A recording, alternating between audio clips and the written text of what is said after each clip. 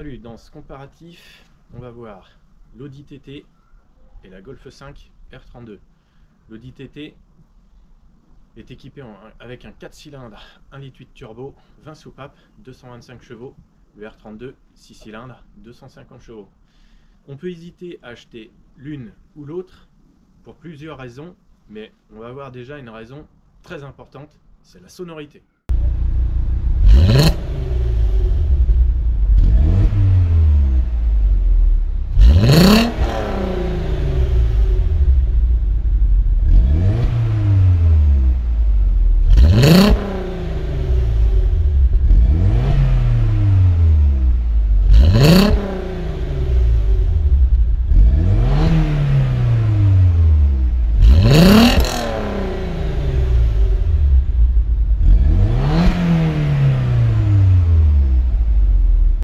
Cette Audi de première génération est plutôt l'équivalent de la Golf 4. Elle est sortie nettement avant la Golf 5, bien sûr, sortie en 98-99. Cette Audi TT de toute première génération était entièrement en acier, sauf le capot en alu. Malgré tout, elle est beaucoup plus légère que la Golf 5 R32. Et on va voir que ça joue un rôle énorme au niveau du comportement routier.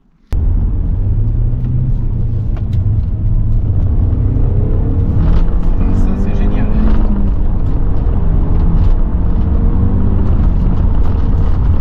À noter aussi que le 6 cylindres de la Golf 5 est nettement plus lourd, beaucoup plus gros évidemment. L'implantation du moteur n'est pas parfaite puisque il a tendance à être un petit peu trop avancé sur l'avant du véhicule et ça déstabilise un petit peu le véhicule, surtout dans le sinueux. Alors les virages très serrés, c'est pas son fort, alors que l'Audi TT, bien que ayant tous les deux le système Haldex 4 roues motrices, qui n'est pas un réel 4 roues motrices, le TT s'en sort beaucoup mieux dans le sinueux, puisque d'une part elle est beaucoup plus légère et d'une deuxième part la répartition des masses est nettement mieux. Au niveau du look, bien sûr, le R32, ça reste une Golf. Alors, ça peut être un défaut, mais l'avantage, c'est que c'est aussi une Golf. Alors, elle a un look beaucoup plus fourgonnette comparé au TT, même dans cette version 3 portes. Elle ne ressemble pas vraiment à un coupé. Et quelque part, c'est une voiture presque banale si on ne fait pas attention à tous ses attributs sportifs, les jantes énormes et les gros boucliers. À part l'aileron sur le haillon, ça reste une voiture relativement discrète, équipée seulement de très grosses jantes. Le TT, lui, c'est un véritable coupé. Oui. Alors, évidemment, on peut craquer. Il est beaucoup plus bas. Il n'a pas ce look de fourgonnette. Il n'a pas du tout ce look de Golf, ni d'Audi A3. Alors que la plateforme ressemble beaucoup à l'Audi S3 de première génération, je précise. Au niveau de l'arrière, alors dans ces deux teintes, on n'a pas de mal à faire les différences, puisqu'on ne peut pas être influencé avec une différence de couleur. Je trouve que cette couleur sur le R32, ça colle parfaitement à l'avant, parce que la calandre, qui peut être jugée un peu tuning, se marie parfaitement avec ce gris et ça reste relativement sobre. Et ce TT dans cette couleur, il y en a eu, j'ai envie de dire presque des centaines de milliers. Il y en a peut-être eu près de 100 000 de vendus dans cette teinte. À l'arrière, on observe que les deux véhicules ont quand même de la gueule, puisque on a un double échappement de chaque côté. Mais il y a tout de même une chose à voir, c'est le coffre de chacune. Au niveau du TT, ça reste un véritable coupé, mais coupé 2+2, mine de rien.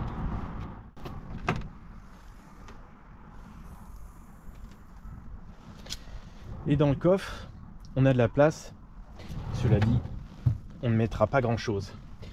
Même les sièges rabattus, on peut se rendre compte quand même d'une chose très facilement, c'est la longueur du véhicule, puisque à l'avant on était à peu près aligné, si on regarde bien l'alignement des véhicules, il n'est vraiment pas difficile de voir que la Golf fait une bonne vingtaine de centimètres de plus. Alors bien sûr, l'espace intérieur en profite. Dans le TT, inutile de vouloir mettre un VTT adulte, ça ne rentrera jamais. Et déjà, rien que sur cette petite démonstration, on va voir que l'Audi TT, ce n'est pas une fourgonnette et encore moins un camion. Une simple malheureuse poubelle, et ça ne ferme pas. Pourtant, je l'ai avancé au maximum. Si on veut rentrer une poubelle, ce qui est un objet de 70 litres qui n'est tout de même pas bien gros, obligé de rabattre les sièges. Et on va voir que sur le R32, si on n'a pas de bazar dans le coffre, ça ferme les yeux fermés. Alors une Golf, ça reste hyper pratique, surtout que cette Golf 5 est énorme. Et là, tu es à la fois très large, très haute, même presque trop haute, car esthétiquement, elle a un peu une allure de fourgonnette, mais équipée avec des gros pare-chocs, double sortie arrière, on va dire qu'elle ne manque pas d'allure. On va voir quand même la place à l'arrière de l'Audi TT. C'est tout de même un gros point important, que ce soit sur l'une comme sur l'autre. On entend souvent dire que dans l'Audi TT, il n'y a pas de place. C'est vrai, c'est une 2+2 et on voit ça tout de suite. Je suis déjà au maxi, il va falloir que je rentre là-dedans, moi. Je suis pas un gosse. Alors déjà, quand on est adulte, eh ben, c'est pas de bol.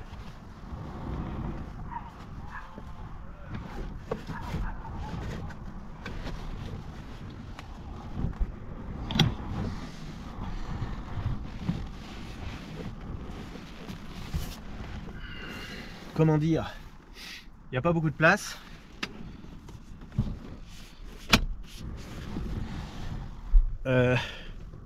J'ai la tête dans la lunette. Il est absolument impossible de faire de grandes distances comme ça. On va dire que pour faire quelques kilomètres, ça peut le faire. Si je me couche complètement dans la voiture, bon, on peut dire que oui, je rentre et éventuellement pour dépanner. C'est vraiment des places pour des enfants. C'est une véritable 2+2. Et on va voir que dans la Golf,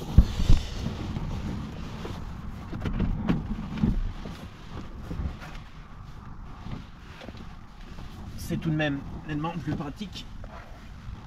Alors il faut être un peu contorsionniste pour monter là-dedans.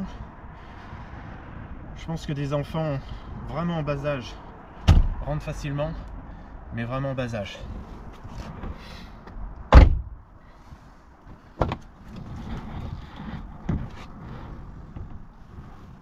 Alors petit détail, quand on ouvre la porte, on peut espérer que les protections latérales servent. Par contre, j'ai vu ça tout à l'heure, ça fonctionne, mais pas toujours. Pour le style, le TT n'est pas équipé de baquettes de protection latérale. Évidemment, c'est un petit coupé très joli et plutôt au plaisir. Il n'y a pas grand chose à voir avec un utilitaire sur ce véhicule.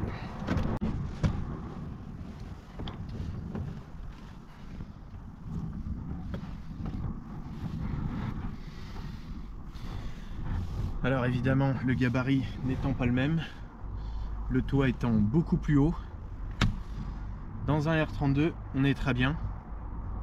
Et pour vous montrer ce que ça donne, siège à peu près reculé,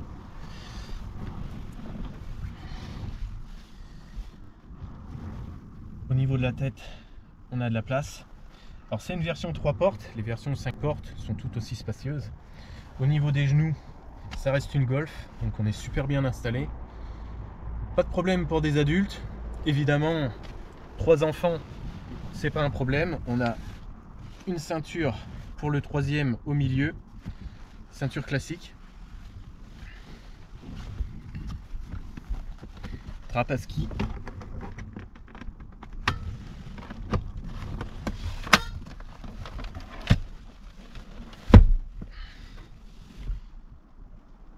On est super bien installé. Et en plus, à l'arrière, on profite de la mélodie du 6 cylindres. Bien sûr, on va jeter un œil quand même sur les moteurs. C'est tout de même un point important, surtout sur la Golf.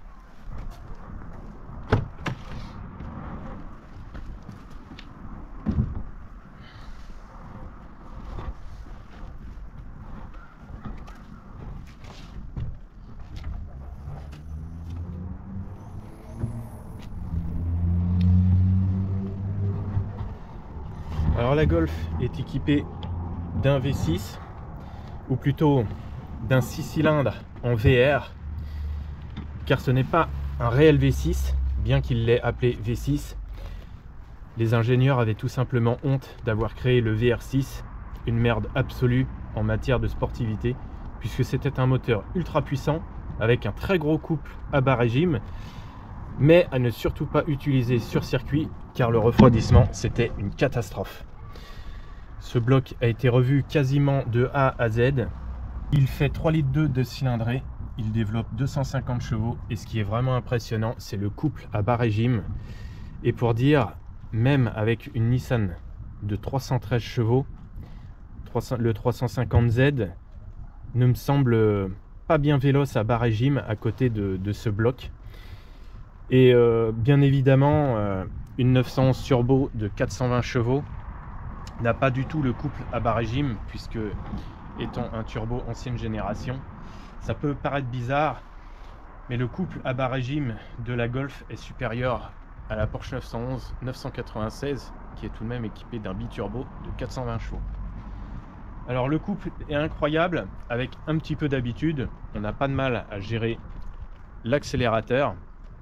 Ça peut surprendre un petit peu au départ, mais le freinage, c'est à peu près la même chose. On a un mordant qui est exceptionnel. Alors ça accélère fort. On ne peut pas dire que c'est une catapulte, parce que le véhicule est très lourd.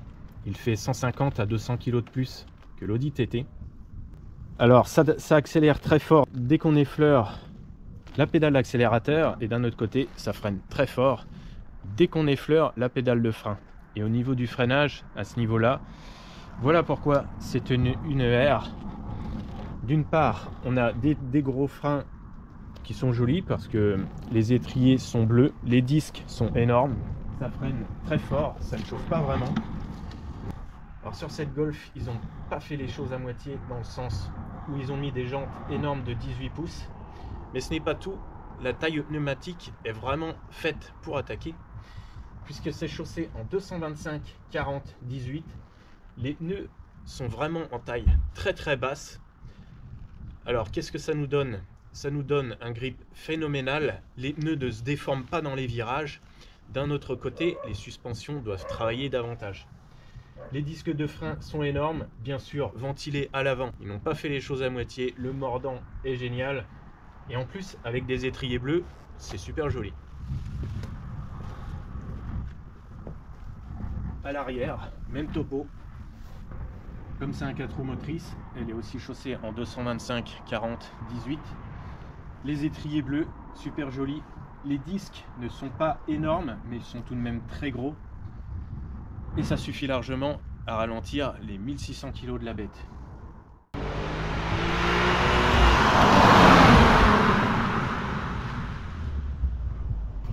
Au niveau freinage sur le TT, on est un peu plus dans du standard.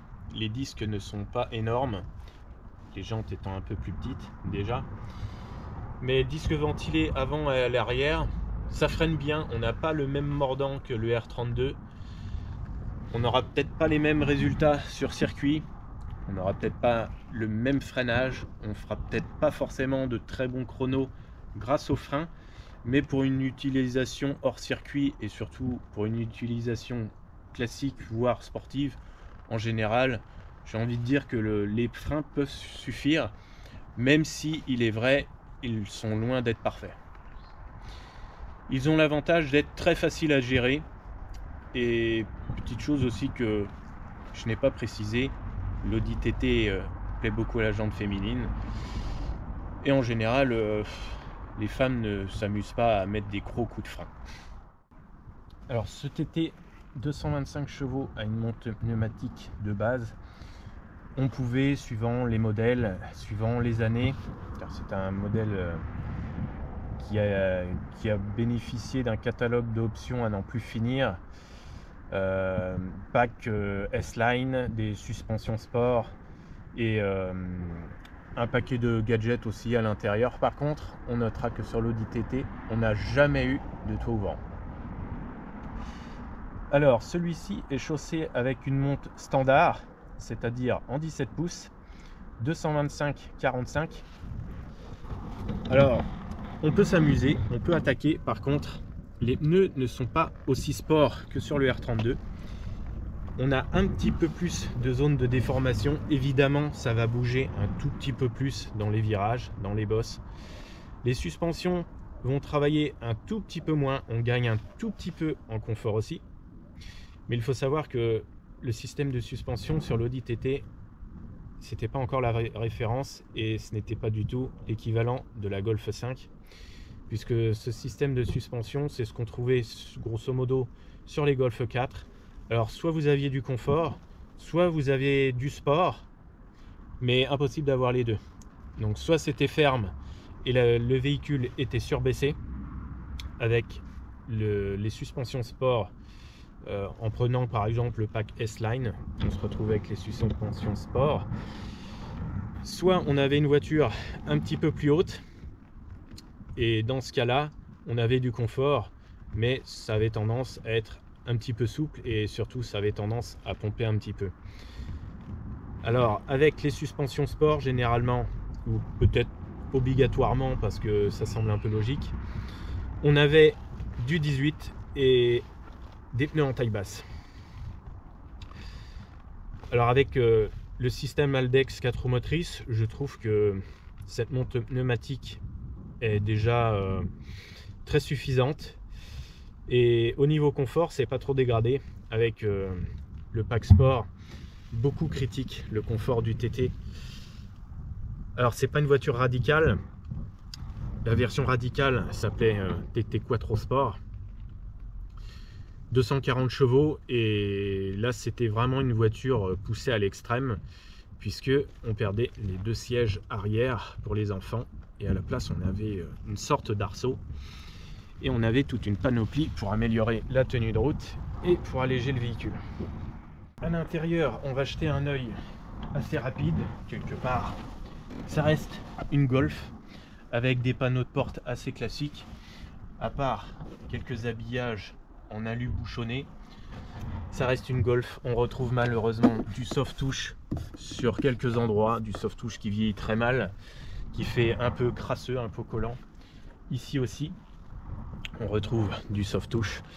Petit défaut aussi sur les R32, les sièges. Alors les sièges sont très bien au niveau du maintien, que ce soit de l'assise comme du dossier. On est super bien installé. Le confort est tout de même très appréciable, mais il y a tout de même un gros défaut, c'est que comme beaucoup de sièges baquets qui ont cette forme, on retrouve une usure toujours vraiment prématurée au niveau du dossier, et le dossier est vraiment formé dans un angle à 90 degrés. Ici on a toujours un gros problème d'usure. En cuir ça s'use un petit peu moins vite, mais alors les tissus qui sont très agréables au toucher ne sont absolument pas endurants. À ce niveau-là, comme sur les TT, on est généralement soit sur du cuir et Alcantara, on a moins de problèmes au niveau des sièges, surtout qui sont un peu plus standards si on veut dire. Et on va jeter un œil à l'intérieur du TT. Alors lui, le TT est un petit peu plus classique. Ce n'est pas un TT S, un TT RS au départ.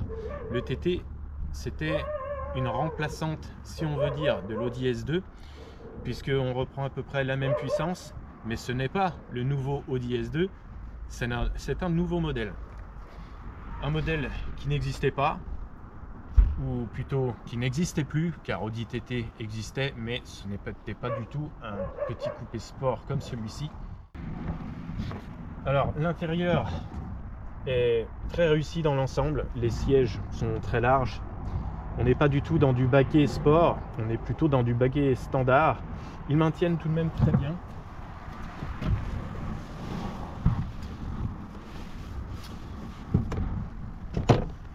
L'intérieur est super bien fini. Ce n'est pas du tout une Golf, ni une Audi S3, même si la petite casquette au-dessus du compteur peut rappeler un petit peu l'Audi S3 des mêmes années, donc l'Audi S3 de première génération. Les panneaux de porte sont très bien finis. On a beaucoup moins de soft touch dégueulasses, voire pas du tout. Mais évidemment, sur certains petits plastiques, on peut en retrouver, puisque à l'époque, ils ne savaient pas trop faire autrement. Les matériaux vieillissent plutôt bien. Certains matériaux peuvent faire un petit peu plastique. Mais il faut savoir que ce n'était pas un véhicule de luxe, mais un petit coupé sport. On retrouve à l'intérieur le bouton pour ouvrir le coffre, trappe à essence, un système de poste radio dissimulé derrière une petite plaque. L'intérieur est très réussi. Par contre, le petit défaut, c'est que, comme vous pouvez le voir, on se sent un petit peu enfermé. Le toit est beaucoup plus bas que dans le R32. La position du siège est au maxi. Je peux pas descendre plus. Alors c'est vrai que quand on conduit, on a un petit peu la tête dans le plafond, si on peut dire. Mais ça ne gêne pas particulièrement. C'est juste qu'on a l'impression d'être enfermé dans un casque intégral, un petit peu comme dans une moto. Et le pare-brise nous fait un petit peu visière. Alors c'est une sensation qui ne me dérange pas du tout, et je dois préciser quand même que malgré tout ça, je prends vraiment mon pied et j'ai même plus de plaisir que dans le R32. Alors beaucoup diront oui, mais le problème c'est que on n'a pas le 6 cylindres en VR dans ce TT, et même s'il est super agile et qu'on s'éclate au volant parce que ça tire relativement court et ça pousse très très fort dès qu'on est dans les tours, on prend son pied. Mais au niveau sonorité, il est vrai qu'on est proche de la catastrophe. Malgré le double échappement à l'arrière, c'est vraiment pas terrible. Mais on va voir quand même pourquoi le R32 n'est pas parfait non plus.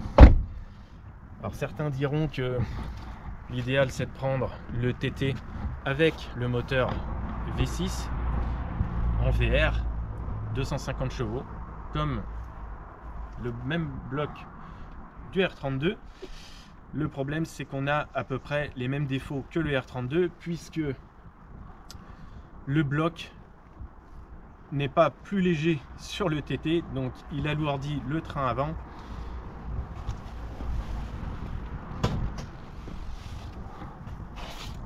Et tout compte fait, on en revient toujours un peu au même problème, c'est que la répartition des masses en prend un coup, et on se retrouve avec une sorte de mélange, un truc qui va être entre le TT 225 et le R32.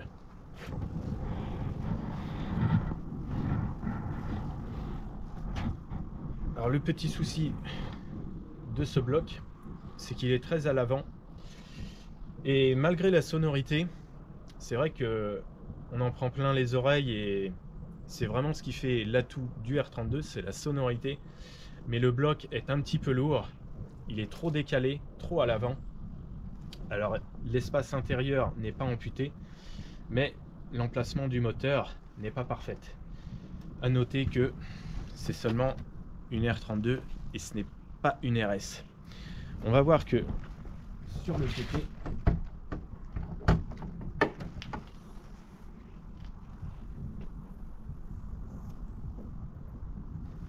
alors le moteur est beaucoup plus petit. On ne peut pas dire que la répartition des masses soit fantastique sur le TT, mais personnellement je la trouve presque idéale, parce que même si elle n'est pas parfaite, et même si ce véhicule a fait vraiment couler beaucoup d'encre, parce qu'il y avait quand même une sacrée catastrophe au niveau de la commercialisation, puisqu'ils n'ont pas fait de tests, ou pas fait assez de tests à haute vitesse, et par la suite ils ont dû ajouter un aileron sur le haillon de cet TT, puisque l'arrière du véhicule avait tendance à se délester un peu, et surtout au niveau des aspérités de la route, ça avait tendance à bouger, sachant que les suspensions étaient un peu molles, un peu trop souples, il avait tendance à pomper. La tenue de route à haute vitesse, on est plus proche de la catastrophe plus qu'autre chose. Par contre, dans le sinueux à basse vitesse, le TT, c'est vraiment le pied. D'une part, ça braque mieux, la voiture est beaucoup plus courte. Il faut savoir quand même qu'on n'est pas tout à fait à l'identique qu'une Audi S3. C'est une pseudo Audi S3, mais beaucoup plus compacte et rétrécie au niveau de l'empattement. Ça ressemble à une S3 et d'un autre côté, ce n'est pas une S3. Alors que le R32 a un empattement beaucoup plus long que ce TT, le comportement est très différent, ça n'a absolument rien à voir. Autant avec le R32, on met le pied dedans, on se fait pas peur. Il n'y a que à basse vitesse, en première dans les ronds-points par exemple, ou en deuxième, où il faudra faire un peu attention. Mais dès qu'on dépasse les 70 km/h, on va dire que le R32 est vraiment scotché à la route.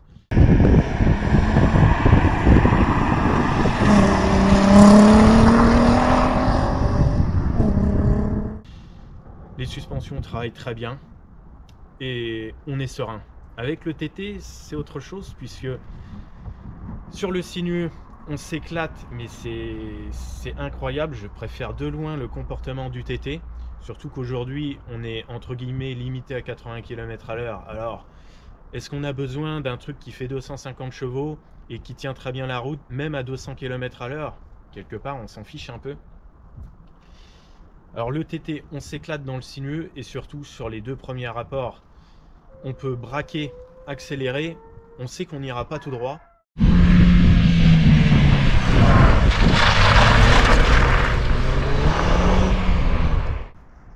Alors après, au niveau des perfs, sur le 0 à 130, eh bien, on pourrait s'attendre à ce qu'il y ait une différence. Il n'y en a pas réellement. Par contre, il y a une grosse différence avec l'Audi TT et son effet turbo.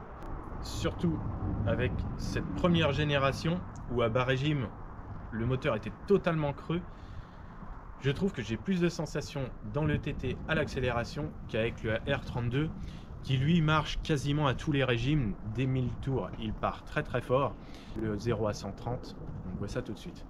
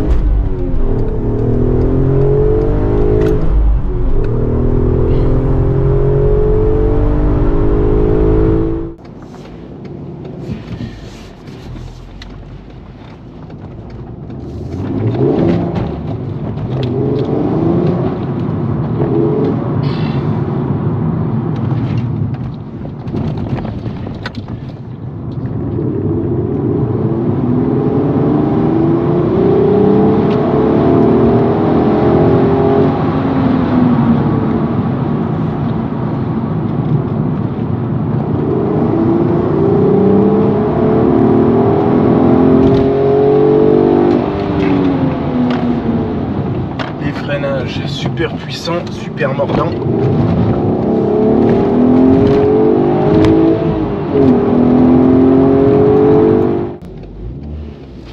Démarrage en première.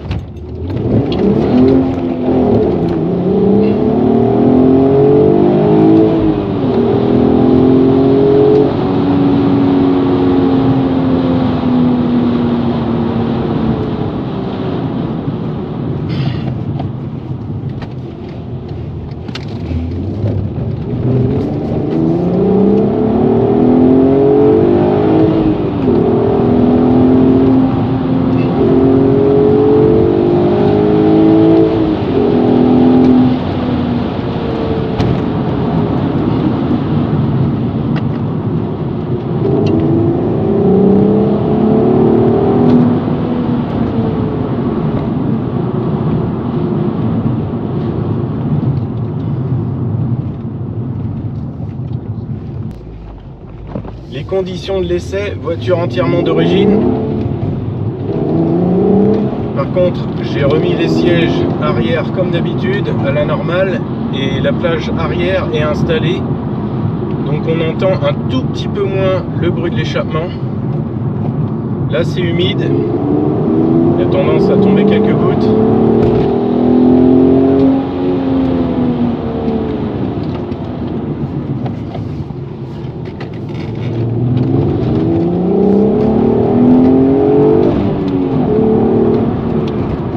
Comparé à l'Audi TT, la boîte de vitesse c'est exactement la même chose. Un gros détail près, c'est qu'elle est beaucoup moins ferme, elle est beaucoup plus facile à manipuler.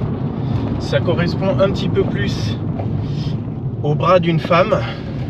À bas régime, on a vraiment de la pêche avec le R32.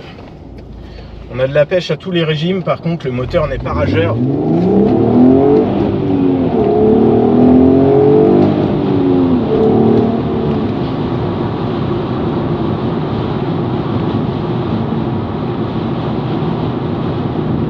C'est une voiture très facile à prendre en main parce que c'est une voiture, on va dire, très classique. La position de conduite est idéale. On y voit très bien dans la voiture. C'est une vraie Golf. Alors une voiture presque parfaite.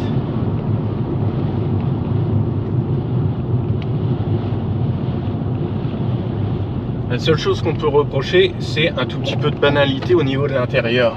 C'est tout.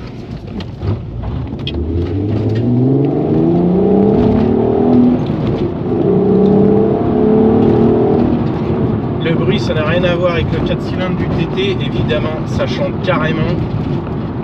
Même si il est vrai que ça fait un petit peu bruit artificiel.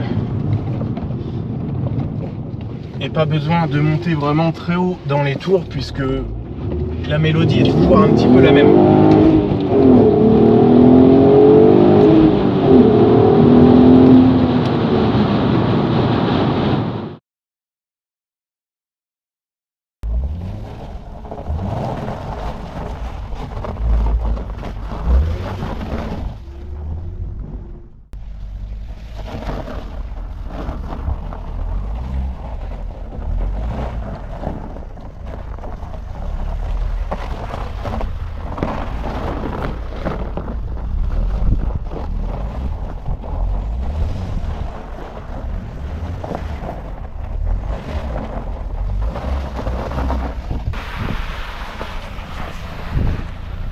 Comme on peut le voir, le TT braque beaucoup plus fort, il survire beaucoup plus, alors que le R32 a tendance à aller un peu tout droit, même sur la neige, et surtout même l'anti-patinage désactivé. Sur le TT, il n'y a pas d'assistance à ce niveau-là, alors pas de bouton, et ça patine forcément plus sur la neige. Cela dit, il est beaucoup plus maniable. Rouler sur la neige, est-ce que c'est plus facile? Non, mais il est beaucoup plus maniable à basse vitesse.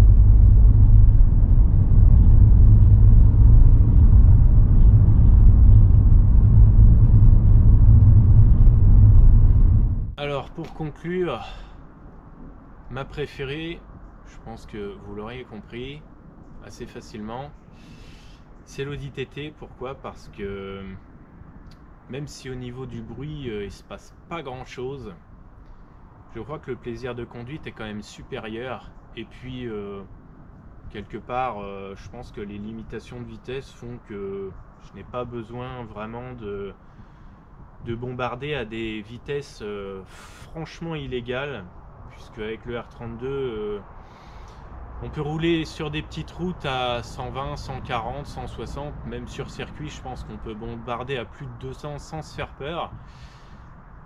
Et d'un autre côté, le R32 ce n'est pas vraiment une pistarde, elle est un petit peu lourde,